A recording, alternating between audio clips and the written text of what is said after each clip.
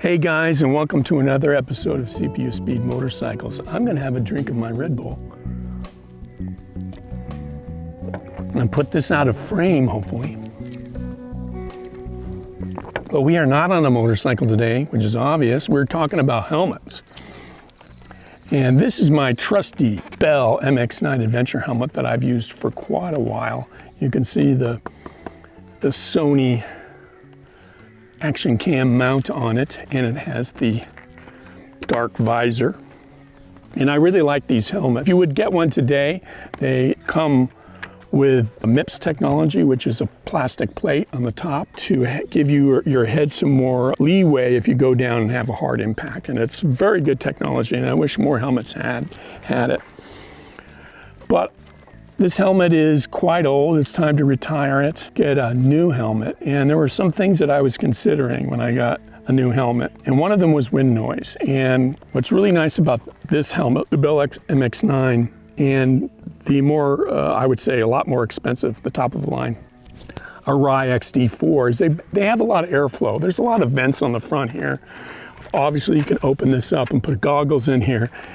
They really are dual purpose helmets. They really are styled after, all adventure helmets are styled after motocross helmets. And but they offer a lot of airflow. And the reason for that is because when you're riding off-road, you're not going that fast, really. It's not like you're on the freeway or anything. And you want a lot of airflow, especially when you're out in the desert. It can get very hot. And that's great and all when you're going off-road, but it can be a little bit loud and annoying when you're mainly touring and riding on the freeway. So when it came time to buy a new helmet, I actually strongly considered getting another Bell. In fact, I bought one and returned it. But with all the things that I've had issues with the wind noise and things, I decided to get a premium adventure helmet. And that came down to the Shoei Hornet X2 and the Arai XD4. And like I said, because of what type of riding I do, and because of the airflow that can cause a little bit more wind noise, I decided not to get the Arai and not to get another Bell, but I decided to get the Shoei Hornet X2. Boom. And that's really what it comes down to. What I consider about buying these types of helmets, how much time are you going to spend off-road? And to be honest with you, if I was going to be doing a lot of off-road riding, I'd probably get another bike, maybe something even lighter and smaller, more dirt-oriented than that V-Strom 650.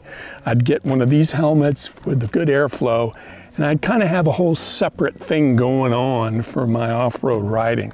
But for adventure riding, adventure touring, which I would call where I spend a lot of time on the freeway and a lot of time on paved roads, I want a quiet helmet. And that's what the Hornet does. This thing is very aerodynamic and it's very comfortable. It's a little bit heavier than this in the Arai, but it makes up for that. You don't really feel it, but it is, once you close this visor, it is quiet. And it's you don't feel really anything on the beak, and it is really nice. So I've been riding with this for a couple of rides now, and I've really enjoyed it, and I recommend it. The other thing that I got, which is nice, is this. You can't really tell, but this is the Transitions lens visor. So this will automatically go dark or go clear depending on the sunlight. And what I found was, most of my helmets, I run a dark smoke visor like this. And what's funny was when I started riding with this, it went dark, obviously, it's bright sunlight, but it's a lot more clear. I see things. It's a little bit lighter than this, but not to the point where it bothers me. And I see stuff so much clearer than I do with these dark smoke things. Really worth the investment. Now, all these helmets, the top of the line helmets are pretty expensive compared to these mid-range helmets.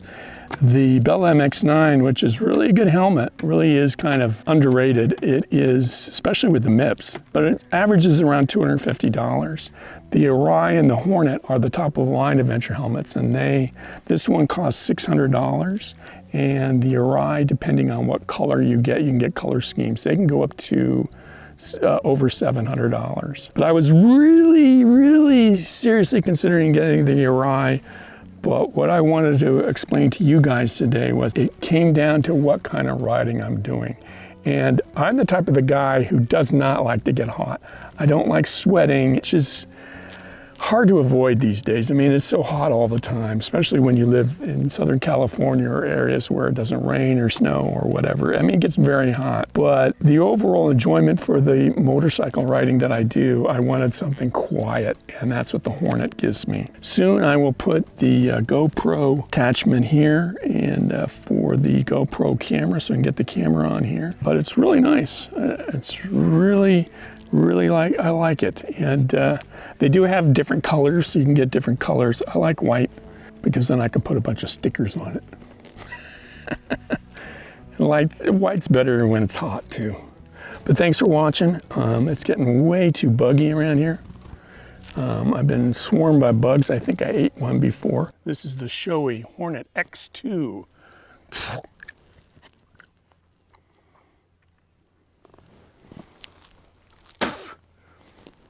I should mention, when you do buy a new helmet, for those people who are new to motorcycling, is you want your helmet to fit snug. If you're trying a new helmet and it's very difficult to get on, but you do get it on, that means it fits. If it's too easy to put on, that means it's too big. You don't want it to be able to turn while your head is stationary. You don't want to be able to turn the helmet like this. If you can do this, that means the helmet's too big. Now, in some cases, if you feel that the helmet's fitting okay, but the padding's just a little bit too tight, they do offer different sizes. You can take these pads out and replace them with a smaller size or a bigger size. I recommend getting helmets where all the padding is removable, and what you can do after a few years is you can just replace all the padding. You can wash this stuff, you can take it out and wash it, but you can take all this padding out, buy new padding, put it in. It's like having a new helmet. But that's my new rider tip for this week. I don't know. But I wanted to let you guys know about buying new helmets as well as buying adventure helmets. But so long, and I will see you in the next one. Thanks for watching.